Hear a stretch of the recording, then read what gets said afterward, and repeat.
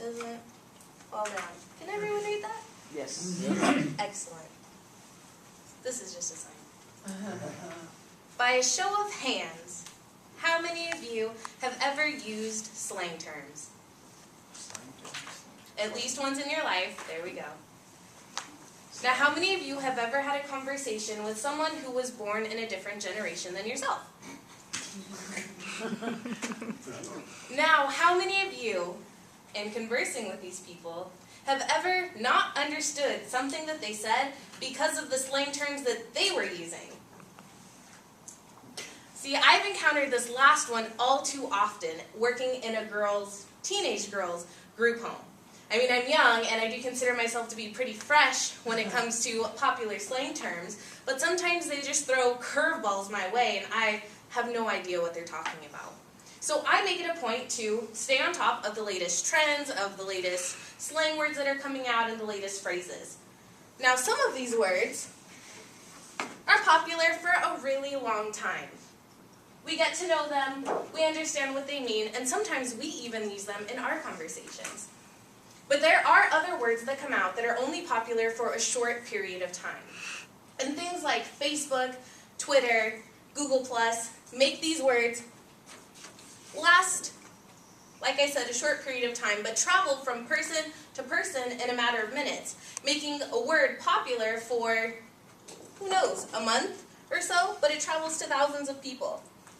So today I'd like to share with you 3 words that are popular today that hopefully you'll now understand when conversing with someone of a younger generation. So the first word we have is YOLO.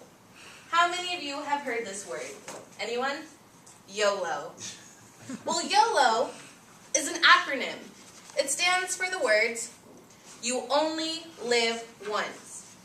A less popular version of YOLO is, you obviously love Oreos. And I obviously do, so that's my favorite of the definitions of YOLO. But we'll talk about you only live once because that's the more popular version. YOLO came from a song called The Motto by a rapper named Drake. And you can think of YOLO as Carpe Diem for the, I would say, Latin illiterate youth of today. They say YOLO, I say seize the day. But you might hear YOLO in phrases in conversations like, oh my gosh, I went to the craziest party and I stayed up so late and I didn't study for my test and, but YOLO, because I'm young and that's okay. YOLO is used as an excuse or a justification for doing something. Now, if you wanted to combine both YOLOs, what you could do is something like YOLO, okay? You obviously love Oreos. So why not eat an entire pack? Because YOLO! You only live once. Another word that we'll talk about today is swag. Swag. How many of you have heard swag before?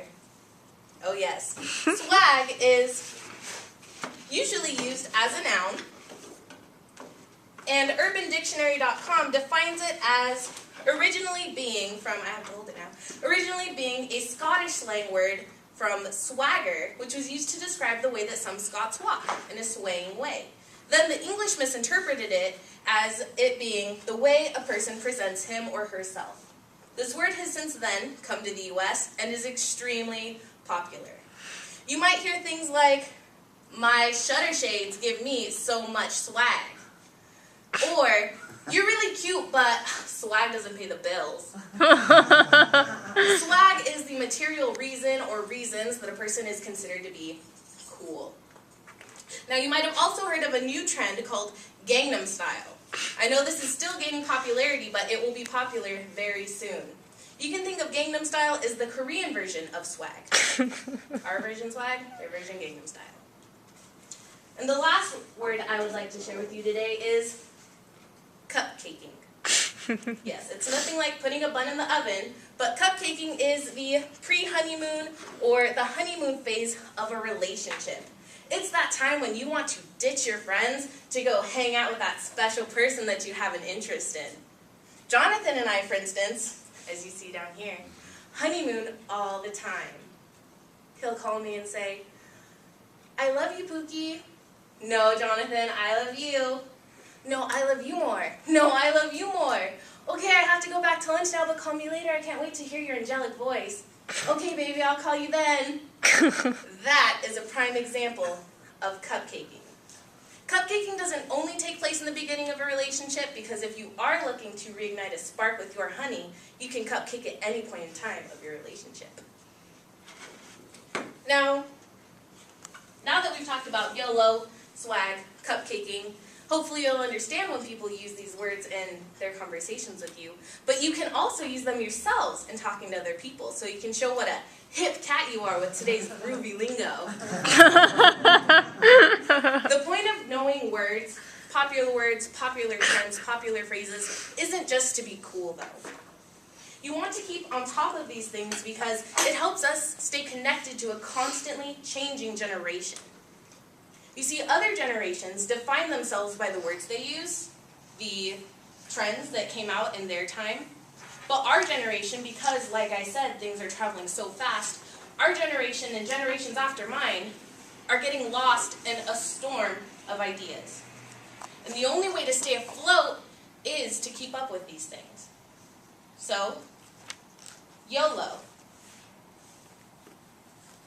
Don't forget to stay afloat. Mr. Toastmaster.